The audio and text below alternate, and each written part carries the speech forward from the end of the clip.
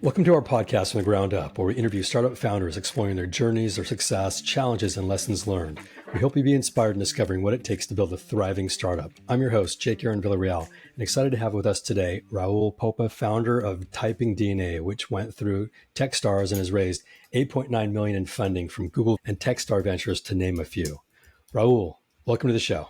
Thank you very much for having me. Sure. It's great to be here. Thank you for joining. I'll give just a little background. So TypingDNA was founded in 2016 in Bucharest, Romania, and more recently moved to New York. It's built an AI-driven technology that it says can recognize people based on the way they type, both on their laptops and mobile devices. Incredible technology. Raul, walk us through this. How did you even come up with that idea, typing biometrics? And what is that? Well, it's there were a bunch of other people researching the space, so I was not the first one doing this. There's patents that were written even 30 years ago that are not now public space, basically. So, but are things that are using statistics and pretty much basic stuff to analyze typing behavior, basically. The problem with typing biometrics before was that even if it was a thing, so people type uniquely, so everybody has a unique typing style. The technology that was before, like AI came to power, was not really that powerful, so to be able to use this type of behavioral biometric. So I learned about this type of thing when AI came around as well. So I was playing with AI in multiple other projects, pattern recognition projects, and so forth. And at some point, I stumbled upon this idea, and I thought, the idea of looking how people type and using that as a way to recognize people is great, but you need to add, the AI component to it in order to make it really work. And that's basically what I did. That's great. For people that don't know you, you've had a storied career and are pretty well known in the AI space. Walk us through that a little bit. Kind of where did this all start from, and where did you get the insights to really start trying to build products utilizing technologies that really were at the beginning of its stages in terms of what AI was, what it is today, and really how it's being used by a lot of companies, but how it's being used by yours, and really who's seeing the benefit from it? There's many questions there, not just one. So, I mean, I believe I'm not necessarily that. I don't know. I didn't do that much in the AI space as a lot of other people I know. I didn't contribute to the space that much, but I was playing with different machine learning and AI technologies. More than 10 years ago, tried to build products with it when almost nobody really believed it's a thing, and tried to dive into different problems and figure out, what, type of solution from here can be applied to this type of problem, and how can you mix ideas around. A lot of the times you see researchers only playing with one domain, like vertical domain, one type of data, one type of problem, just trying to solve that, and they stumble upon a really good idea, but they never port it to another problem. And then there's another group of scientists, or a lot of the time they're just, academic scholars, trying to, figure out a particular domain, whether it's medicine, where it's like all sorts of problems. But most of what AI does is pattern recognition. Almost, you can argue that almost everything AI does is a type of pattern recognition. So in a way, problems are very similar and solutions are similar. So once you start understanding that, it's very easy to figure out, oh, this solution over here could be applied to this problem over there, and so forth. And that's what for me in particular was interesting. And I started playing with also ideas in machine learning. And at the time, I was managing product in another company when I started using this a lot. And for example, at some point we figured out with a small team that the behavior users on a website, on an actual platform to create banner advertising, actually was the behavior was predictable, and we were able to understand from the behavior in the first minute or so whether that user might be becoming a premium user or not, or if they might need a discount, or if they like really want to, get to the end product, or just playing around, things like that. So being able to understand that, we were able to double revenue or maximize revenue. I mean, somewhere like that, somewhere like doubling in about 3 months, which was unheard of back then. And I started thinking that actually, this ability of looking at, behavior patterns can, improve everything. So basically, can be applied everywhere. So that was my, main interest from the very beginning. Now, I was involved in a lot of products, especially in the user experience side. And when I stumbled upon this typing biometrics idea, I found it very intriguing. The fact that you don't really have to, provide extra information. So whenever you're typing in an application, that application can watch the way at the way you type and use that to, authenticate you, to reduce fraud, to not allow anyone else who pretends to be you to, log in and those kind of things. So for me, that was, I realized there's really no other way to do it other than watching people, you know, using their devices and doing whatever they do online. And it's really like you either become very intrusive, like using camera or microphone, or less intrusive, like looking at the keystroke, especially the timing between the keys and how long the people press the keys. So, for example, we're not looking at what exactly you're typing. Actually, we're discarding that data in most cases. For most of our algorithms, we don't really use that at all. So if you're a company out there and you're a remote first company, you got people all over the US, maybe international as well. How can your technology help them to make sure that the people that they think are working for them? And what does the technology do to alert them if it detects something that they believe isn't the right person? That's a great question. So, what at TypingDNA we develop a solution that does exactly, solves exactly the problem you highlighted. It's called TypingDNA Active Lock, and what it does basically, it runs on the computer itself, so it's not in the cloud. It runs on the computer itself, and it's like a watchdog. It just learns how you behave, how you use the computer. We're looking at the way you type. We're also looking at the way you use your mouse, but we're not sending data anywhere else. It just sits on the computer, is analyzed on the computer, and if it's somebody else, all of a sudden, at your computer trying to use it, um, the application knows, and then it alerts a central system. In the same time, every single interaction with that computer is authenticated. So it's not just like you're doing your job or you're sitting in front of a computer and looking at a video or playing around, some game or whatever. The application knows exactly what you're doing and is able to authenticate every single action. And that is really crucial when you have people working remotely. If you're like a public company, if you're even if you're a small company working with government or working with other public companies or other companies that for which you have to provide a certain level of service. So in all these situations, you want to make sure that the employee computers are being protected all the time. There's many use cases that around this topic. So not just you don't just want to make sure that nobody like takes over that computer and starts using it for bad. You also don't want to allow people in your employee household to use the computer, because maybe on that computer there is sensitive data or important data that should not be seen even by your employee spouse or children, or you don't want them to by accident delete something or send something to someone or click on a virus or just navigate to a website that could infect the computer and then maybe the entire organization. But there can be situations in which an employee would just hand the computer to somebody else to do their job.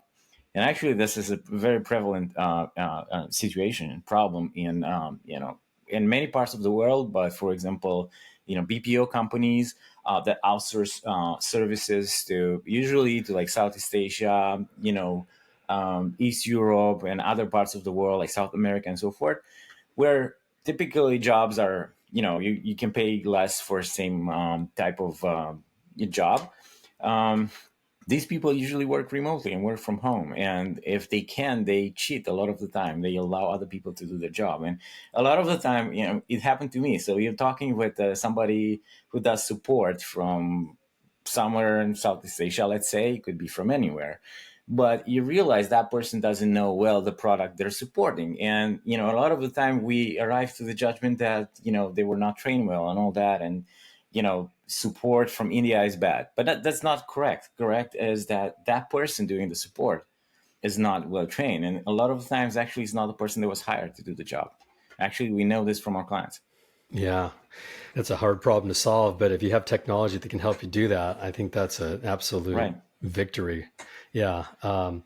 What other areas? I know there's a lot of different use cases that your product is helpful. What other areas has it been used where you've got customers that are paying for it and they're seeing a lot of success out of it? Well, there's many good things the technology can do. One of the things where we became like de facto technology is student verification. So also, remote, you have a lot of people who want to learn. So they want to, do the entire learning process online and then also take exams online. And, whenever, in the end you get a sort of certain certification, you want to be very strict about it, or as strict as possible, to make sure nobody is going to get that certification without putting in, the hours to read and learn the material, and also taking the exam while they're supervised by some sort of technology. And supervising an exam is called proctoring. That's the official name for that. So, and then there's this big public, not public company. Actually, I think a couple of them are public companies, proctoring companies that work with thousands and thousands of universities and open platforms and so forth. And these proctoring companies, some of them, actually a large number of proctoring companies, are using either our technology, mostly our technology, but in some cases they develop their own, or they use an alternative technology to verify students when they take exams from home. And some cases you want to verify students even when they're learning, to just make sure that they did the learning. They read the document. They sit in front of a computer for 5 hours and looked at your video. And every now and then you ask them a few questions to make sure they're awake and aware and learning. And we also have DMV schools using our technology for exactly the same reason. So, and there's many companies in electrical engineering, only real estate professionals, particular verticals in which professionals need to be trained. And then there's companies that want to hire those professionals and so forth. And certification needs to be valid. So you need a way to verify these people. And a lot of the times, proctoring companies use typing biometrics, especially TypingDNA, for that. So that's a use case maybe a lot of people in your audience already seen. Many years ago, Coursera was, I believe, the first to introduce this type of verification, but then many other platforms started using it. What's the accuracy of this? So, say, first and foremost, how do you get my DNA print, or not my DNA, but my typing biometric print that it's me, it's Jake Villarreal that's typing? Do I have to go through a process so that you can verify first it's me and then apply that? And how accurate is it? I mean, It's what's it's the a reality? very good question. So it's the technology. It's very easy to test. First of all, you can go to on our website, typingdna.com, and there's a bunch of demos you can try for to play with it and see how it works. And you get a glimpse of how it's being done. It's very simple. Basically, every time you press a key, and then you release it and you press another key. Sometimes you press the next key before you release the first one, and so forth. Those timings between the keys and how long you press each key, they make up a typing pattern. And one could argue that they type differently today than they did yesterday and all that. But in reality, it's not true. It is differently, but it's just slightly different.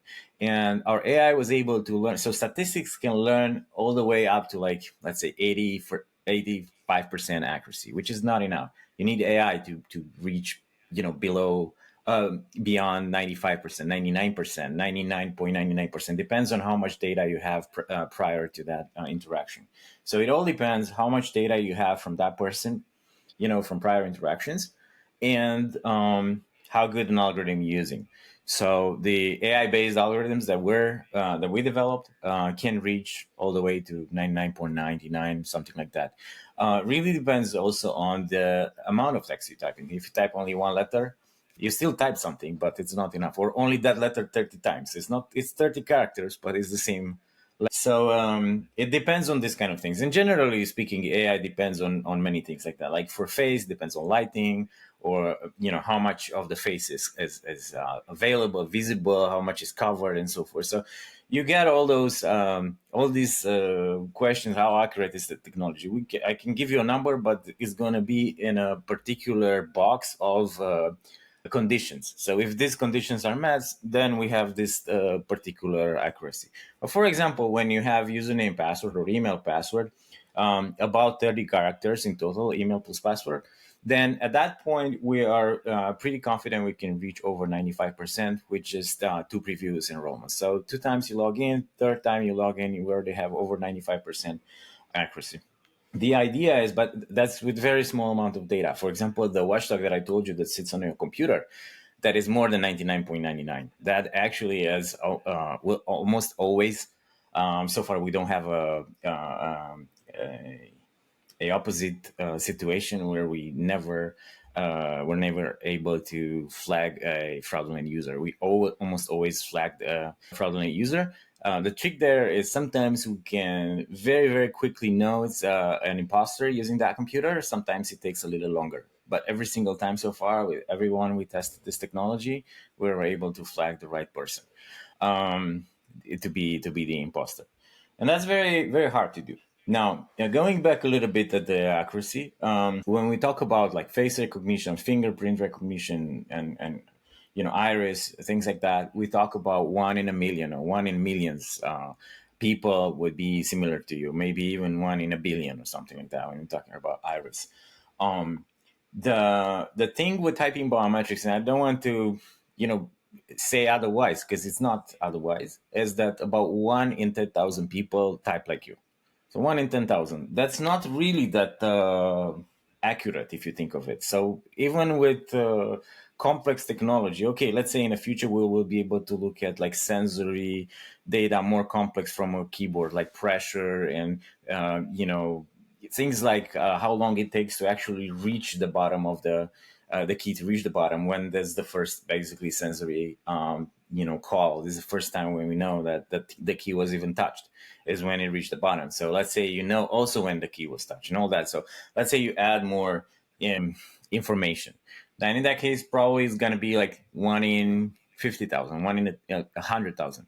But still it's not, unique or 100% unique. PIN on your card, it's 1 in 10,000. So there are 10,000 combinations, right? All the way from 0 to 9 for numbers. So it's about 10,000 combinations. The idea is every 1 in 10,000 people has the same PIN that you have in your card. That doesn't mean that if somebody has your PIN, doesn't mean they can know who you are. There's no way to, reduce one PIN to a person. It will reduce 1 million people, a lot of people. And the idea is this type of biometric has its merit, because if it cannot be reversed to a person, to track a person, then it only proves what it needs to do, proves ownership of who owns this credit card or debit card, because they know their PIN number. So it's perfect to use as a 2FA. It's perfect to use as a watchdog. It's perfect to use in online shopping experience, online authentication experience, because it doesn't say who you are. You can sell crypto and buy crypto with it, and be on a dark web and stuff like that, and you can still add the security of typing biometrics. That is the cool thing, the cool part of it. Where face recognition, fingerprint recognition, iris recognition, voice recognition, is more accurate and has the problem of being too privacy, too big of a problem from a privacy perspective, I would say.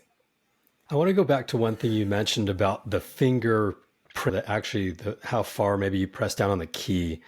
What if it's on an iPad or a mobile device? I mean, most companies and most people today, they work on computers, but there also is a fair amount that you hop on your iPad, you hop on your mobile device, you respond to things.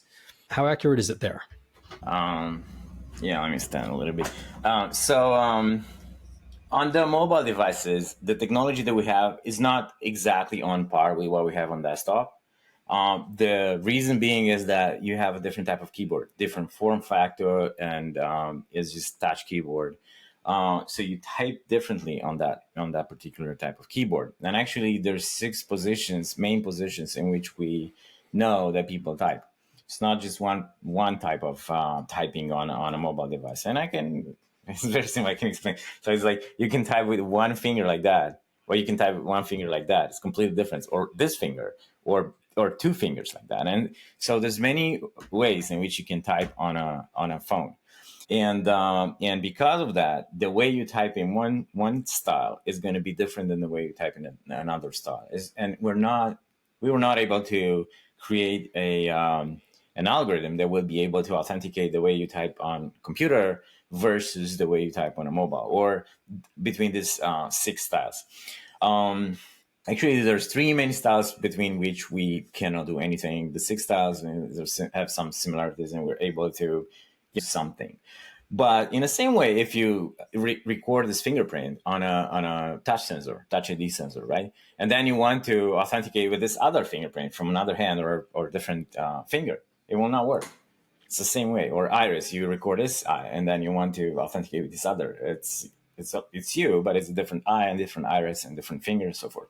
So that's the way it needs to be treated. But now going forward, usually people will type in the same way on a mobile phone. If you typically type in with one finger, you're typically gonna input text with that finger next time. And especially when you like log in an application, like a bank application, or let's say you're on Amazon, you're buying something and you ask to type a certain, 4 words or 3 words or something like that, certain text or your credit card information, is you're typically going to introduce that in the same way, even if that, in a WhatsApp application, you will type on a different, position. So that's enough for us to do authentication very seamlessly without people realizing that, there's so many options in which you can actually, hold your phone and type. That's one thing. And another thing is that on mobile phones, we also look at the sensory data from the phone, at the telemetry data, accelerometer and gyroscope. And basically, all the forces you apply on a phone while you're typing, every movement, every small tilt and micro tilts, as we call them, all of those count. So when you type in a key and you release that, all sorts of forces and rotation forces and translation forces are applied on the phone, and they're captured so nicely by the sensors. You basically see, I think it's 9 axes, so nine dimensions on which like everything vibrates like that, right? When you look at all the sensory data. And then when you put that information in AI, you're gonna have even more accuracy or better accuracy that you have on a regular computer. Even if you just type with one finger, it's crazy how far you can go. So typing biometrics on mobile devices, I think, but it's a different thing than on desktop. And we have technology for both. You've got a really storied career. I know that in our previous conversations, you've talked about speaking at the European Parliament, and correct me if I'm wrong, was it specific to AI, right, and kind of where AI is going? Walk me through what was there that they brought you in to talk about, because I think for the listeners, there's so many companies that are in AI and they're learning what it does and how it can be applied to businesses, but there's really experts too that are, shaping policy and talking about how it's impacting, different parts of technology, but also people around the world. How are you positioned in the AI space? Yeah, so I think one thing led to another. So I started playing with AI in multiple ways. Then I went with TypingDNA. Actually, we went at the very beginning, did some research, went to a business accelerator, met a lot more people, and started to, talk at all sorts of events. I spoke, I lectured at different events and universities and AI events like apply machine learning days at in Lausanne, or I talked at TEDx about AI as well. I talked in many other situations like that. I got some awards to be like number 10 or whatever influencer I'm from Romania originally, so it's Europe. And so I got some number, I don't know what number it was, in the top of like most influencers in artificial intelligence and all that. So eventually people started asking me to come to different events and talk about what I know. And I started meeting other people. I started a group called the Romanian Artificial Intelligence Society. And now I know pretty much everybody who's working in the space, let's say. And so it was not necessary that I'm better at this than a lot of other researchers that I actually know, and some of them are really, really good. I would say better than me because they only focused on AI. I focused on many other things, and AI is just one of them. I'm very fascinated about AI, especially AI applied to cybersecurity and user experience. But yeah, so in the European Parliament there was one initiative from Renew Europe. Renew Europe is, I don't know if it's the largest party, but it's one of the largest parties. And to be honest, it's very interesting because in United States you don't have I live in the United States now. I'm a permanent resident here, so I should say we. But so in the United States, you only have left and right. You don't have the concept of the center, right? It's and if you, for example, if you're a Democrat and you vote blue, and then you have a friend that voted red, all of a sudden you cannot be friends anymore. It's like there's no way the people that vote differently can be friends, or you cannot agree that maybe. Let's say I don't like Trump, but let's say maybe 1 or 2% or something that he did was okay, because maybe I'm saying that is the way you think in or the thinking is happening in US. Everybody is either left or right. Nobody's center. Now in Europe, you have all these countries like Germany has it, France has it, Europe Union in general has it, has the middle party, and Renew Europe is one, actually probably if I'm not mistaken, is the largest party, and it's a middle party. It's what is called a swing party, because basically they swing either left or right depending on what they agree with, and actually they make the the majority of the when they vote something, that law goes into action. So they started this movement about AI, the future of AI, what we do with AI in Europe, and they put together a nice event about future of AI, and I was invited to be a panelist on that. That's great. Yeah. I know there's a lot of areas around discussion and regulation around AI, and I guess it'll figure itself out as it goes. I want to talk a little bit about you. You were in Romania, you got into technology. Fast forward, you're in the US now. You went through Techstars. You got funded by Google and Techstar Ventures. You got to have something pretty good for them to back you. What was the biggest benefit you had going through the accelerator Techstars? Techstars is a great. It's a great experience for every founder. I know a lot of your audience is founders, so let's maybe talk a little bit about this. So a lot of people think that there is only Y Combinator. To start from there, Y Combinator came up with this theory or this idea that good startups always come from Silicon Valley, or they're built in Silicon Valley. So that's why Y Combinator is in Silicon Valley. It's in San Francisco. There's no reason for them to exist anywhere else in the world, because good startups, really good startups, only come from there. Which used to be true if you think of it. I'm not saying it's 100% wrong or anything like that. And, if you can get into YC, by all means, YC is probably the best accelerator if you take just one chapter alone. So, okay. But if you think of it, Techstars has a completely different opinion from where it starts from. Everything else is very similar, but they start with the idea a good startup can come from anywhere. So you don't have to be in Silicon Valley to create a good, generative AI startup or cybersecurity startup or anything like that. As since you've been born in some other place, you're probably gonna, go to school in some other place. You're gonna, mingle with other people and create a startup in other places. Why not? Um, why not being able to succeed there? So the idea of that resources like are so scarce that you have to go physically in Silicon Valley so that you can start a successful startup to dissipate. And Techstars realized this. Although Techstars and YC started kind of in the same period, I would say the YC thesis was more correct at the beginning, and now the Techstars thesis is more correct, for the time being and probably for the future.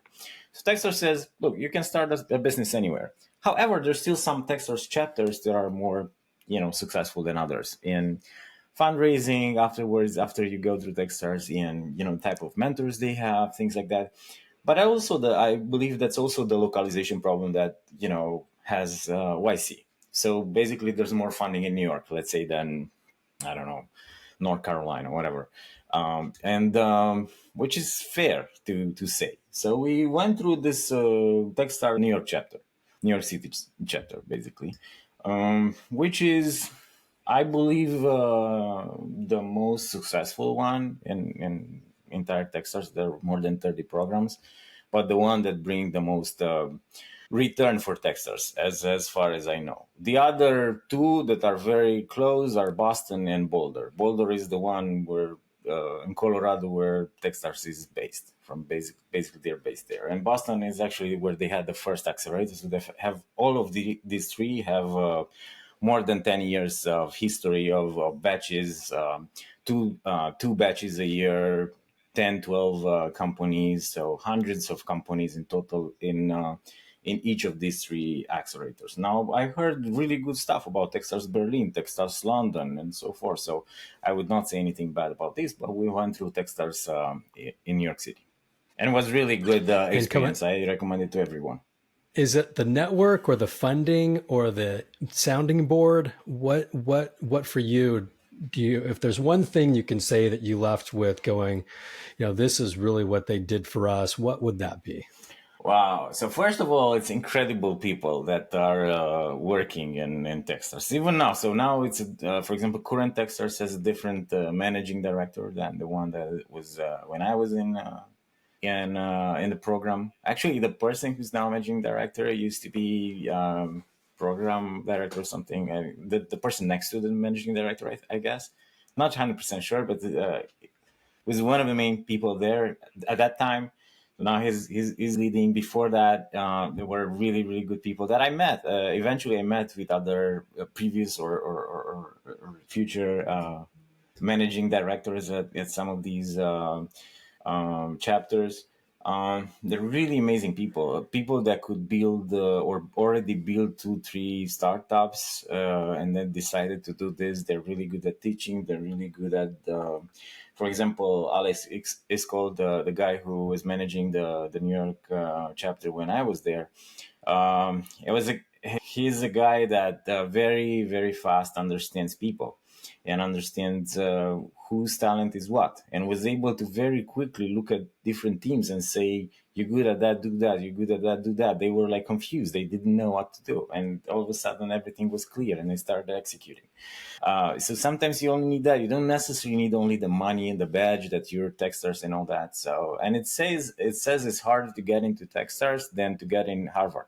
So in a Wow, way, it's like an MBA if you want. The same with YC. YC is very hard to get into. So look, I'm not speaking against YC. I have a lot of friends that went to yeah. YC, and I know it's a good experience. When you started in Techstars and you had your thesis, how much has changed from your idea about what you were going to build to where you're at today? Well, I think a lot changed. I like the idea of applying AI to many problems. I found this typing biometrics thing that could reduce the problems in user experience across different types of products. So not just authentication is everywhere and fraud is everywhere. So if you want to reduce that without additional friction, this is the way to do it. So I really like that part of thing. Um, And when I started, I was like very sloppy in what I was thinking that I need to do. This is not the first business I was involved in. So some of the things I got figured before, but not everything. So we needed to pivot, if you want, a little bit and create new technologies and other technologies. So basically, when we named the company TypingDNA, we thought, it's easy to name it like like Google, right? So or like Apple, or like something, to give it a name like Amazon that could be so big that like bigger than anything else in the world, and at the same time like or the X app for everything, right? And then you start small, and that's a good strategy for some. But we went the other way around. We said let's name it really narrow, like typing DNA. So we're not going to do, I don't know, face recognition or something as a primary thing, or we're not going to do I don't know, some generative AI that will build images, whatever.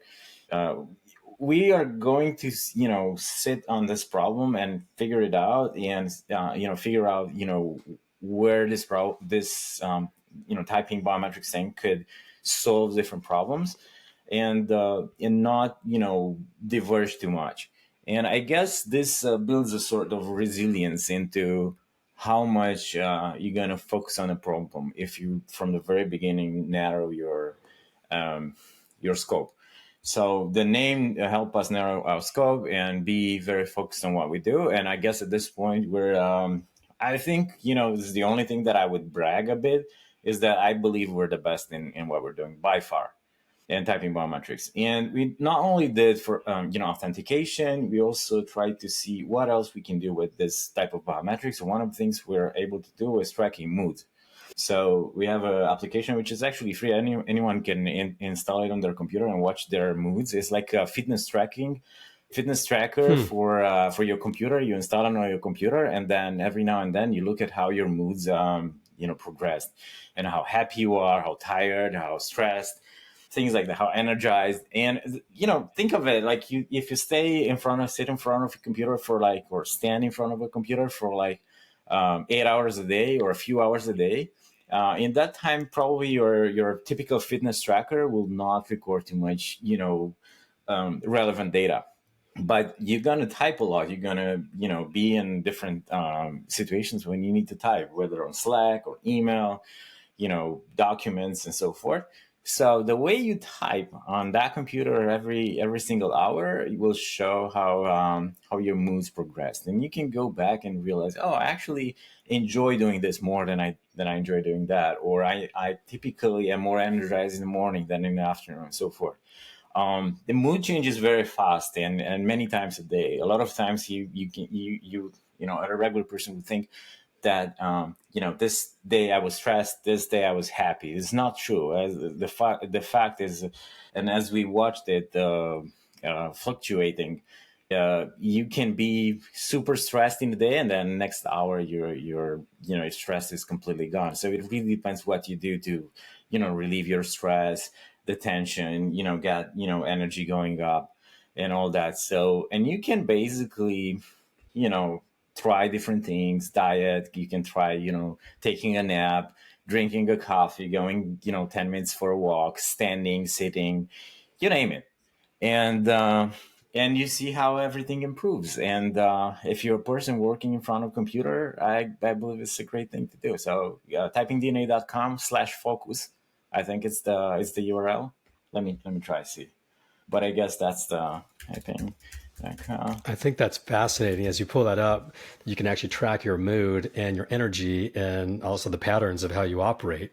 If you could do that through typing, I think that's amazing. We did that because we thought it's possible, and I wanted to see how far we can go. But also, we wanted to collect a lot of data, not through the app. We have a public research app, so separate than the app itself. The app itself will not send us data from you. But we wanted to collect a lot of data for continuous authentication, because we wanted to build this watchdog that I've told you about that has to learn how you type for a longer period. So we said, look, you want to participate in our public research. We're going to use the data for continuous authentication, for mood tracking, predictions, and so forth. and we're gonna give you more moods to look at. So by default, it's for free. You see 3 moods, but if you participate in the public research, which is in a website, in a web page, so it's not installed on your computer itself, the research, then you get 3 more moods. What's the page? Where would they go to find that? TypingDNA.com/focus. Got it. Okay, great.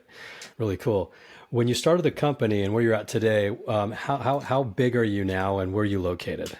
Yeah, so we're not a really big company. We're an R&D lab, but basically with some marketing and some sales attached. So our biggest team is still in Romania. We have an office in Oradea, and some people scattered the rest of the country, in Bucharest mostly.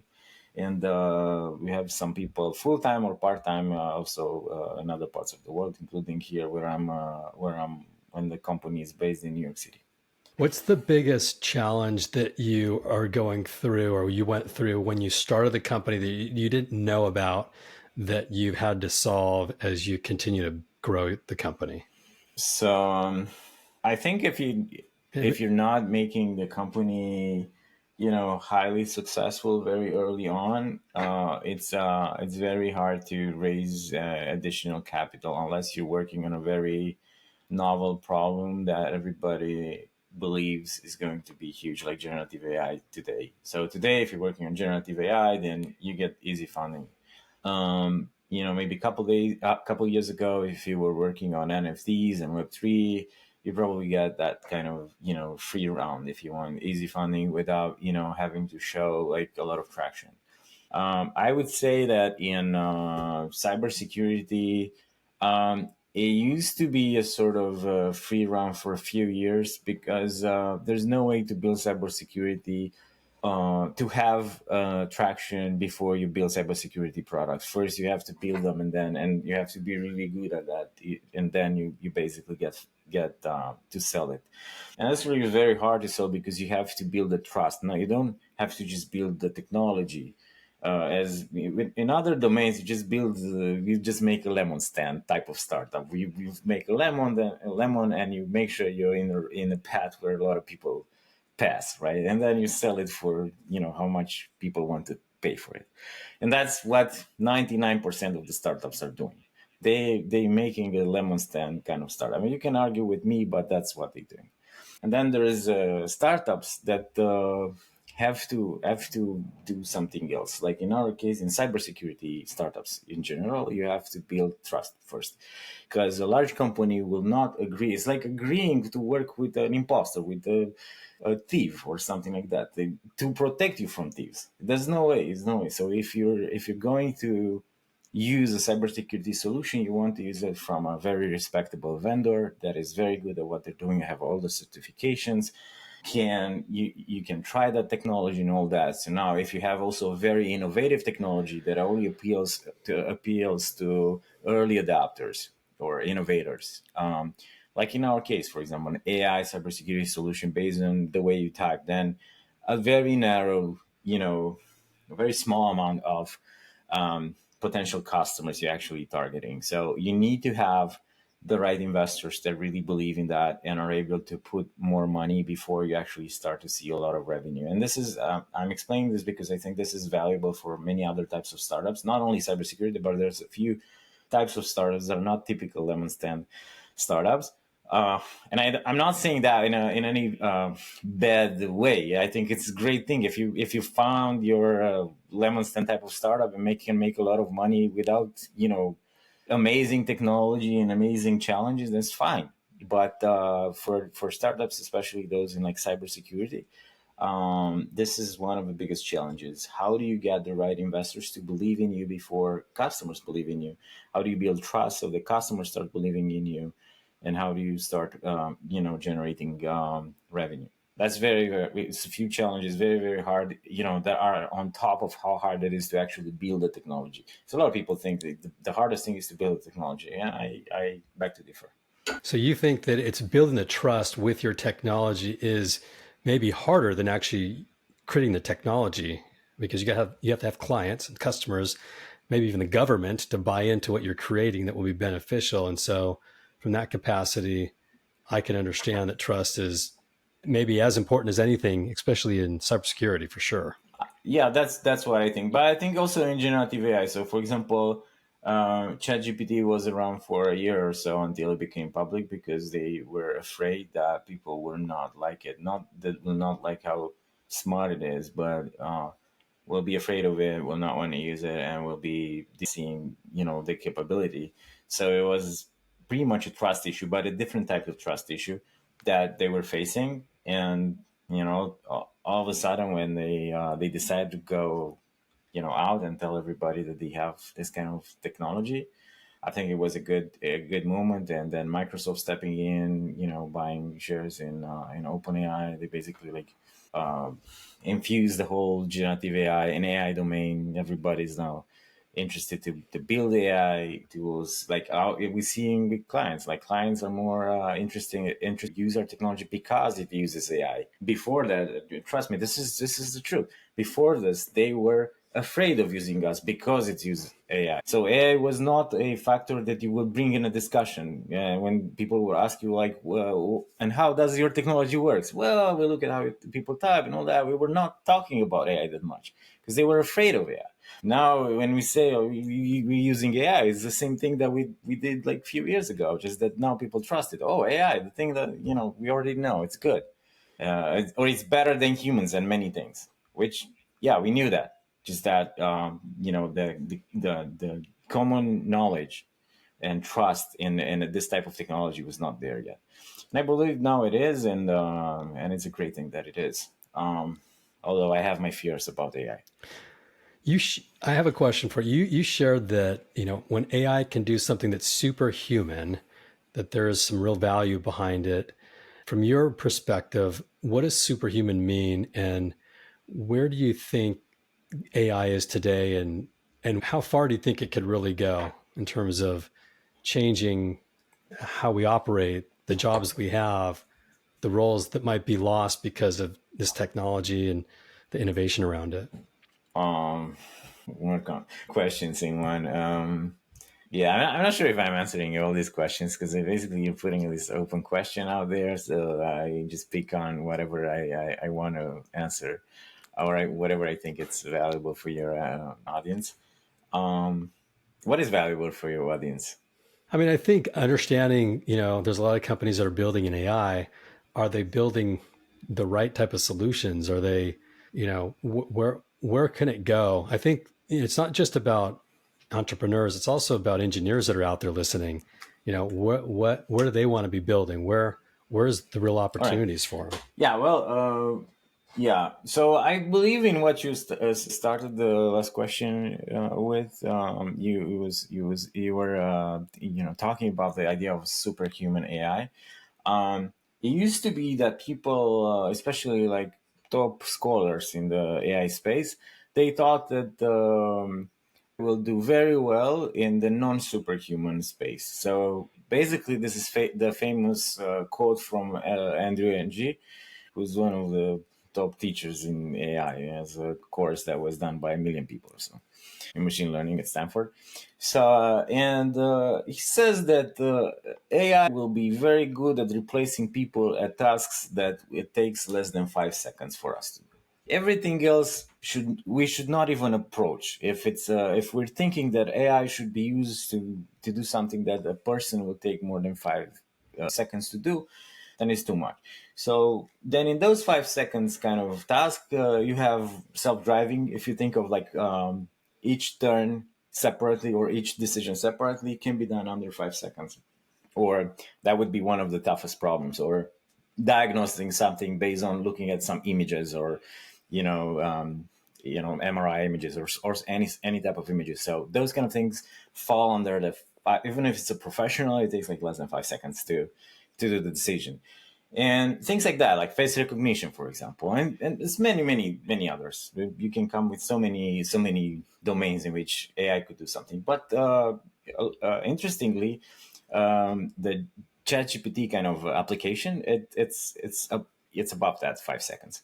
So we're talking about the prediction that was made by one of the top scientists in AI like 5 years ago, and now it's gone. That's quite crazy. And we call this type of AIs that take less than 5 seconds, let's say, non-superhuman AI. They're human level AI, not even uh, top human level AI. Let's say top human level AI would be conversational AI, which takes more time. You need to think, you need to be aware of what happened before. You need to, it's not just one decision, it's a continuing conversation kind of thing, putting together multiple things, making sense of the world and all that. So that's already beyond the basic human AI. It's the top human AI, let's say. Maybe only like some people would be able to do that and so forth, not everyone. And then there's superhuman AI. And about superhuman AI, the ideas were different, because there were some domains in which without AI you cannot do anything, like typing biometrics, for example. I will give you this example because this is that comes to me, but there's many other domains like DNA. Or different types of researches in DNA folding, all sorts of researches around this topic, or medicine and so forth, where even if you have 1,000 hours in 1,000 top scientists, you will not be able to solve those kind of problems. So you need a large computation capability and also AI to solve those kind of problems. Those are superhuman AIs, and there were this type of AI existed also 5 years ago. So when I said earlier that Andrea G said only the basic human tasks should be automated with AI, he was not referring those superhuman, only not the more top level human. So for example, like management was a thing that was not considered easy to be done by an AI. Nowadays it becomes more and more logical that management is going to go it's going to be replaced very fast. Or even like, I think it's easier to create a president AI than a employee AI. You know what I mean? Full AI.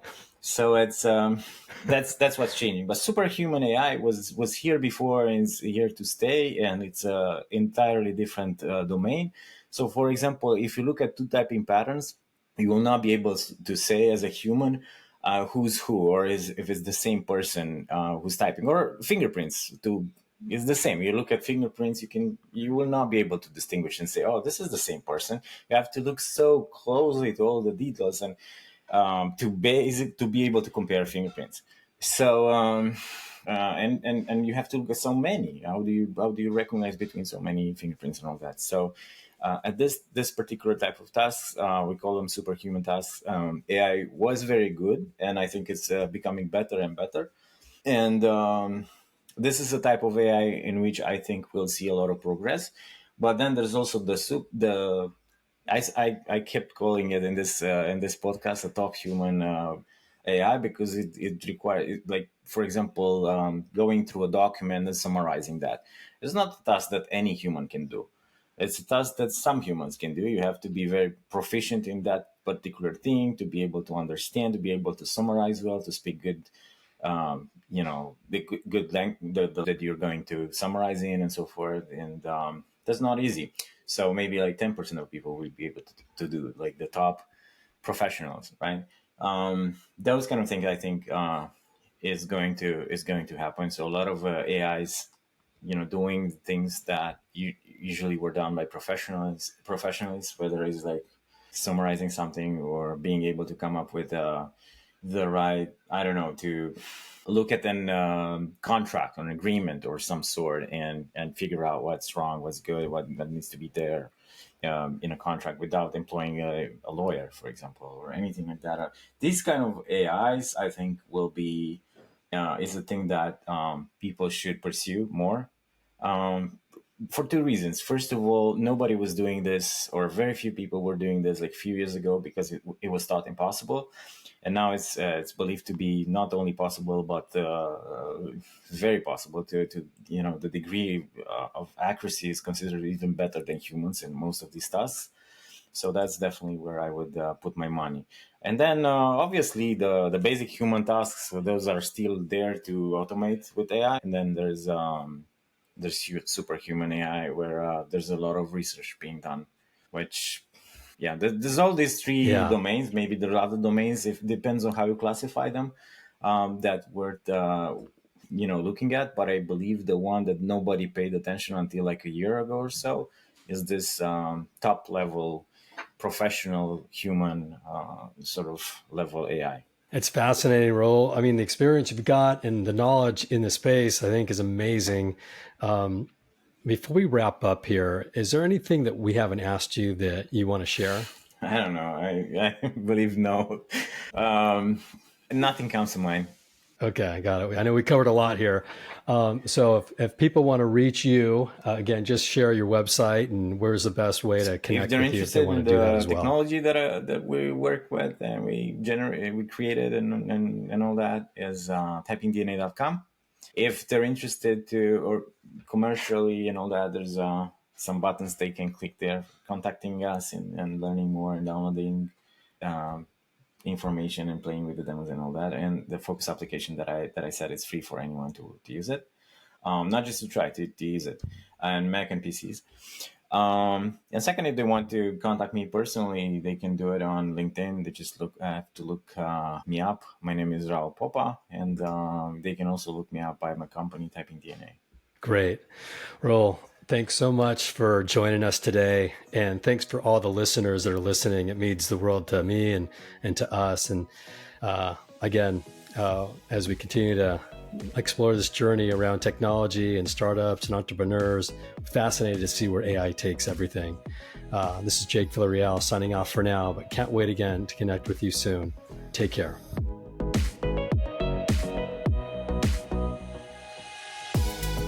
Before we wrap up, I want to give a big shout out to all the entrepreneurs that have joined to make this podcast possible. And for all the listeners for listening. It means the world to me that you chose to spend your time with us today. I'm your host, Jake Aaron Villarreal, signing off for now, but can't wait to connect with you all soon on the next episode. Take care. This show is sponsored by Match Relevant, a company that helps venture-backed startups find the best people in the market, and they do it in 3 simple steps. First, they sit down with founders to understand their story. Second, they tell their story into multiple candidate channels. And third, they schedule interviews within 48 hours. Find us at matchrelevant.com to learn more about how we do it.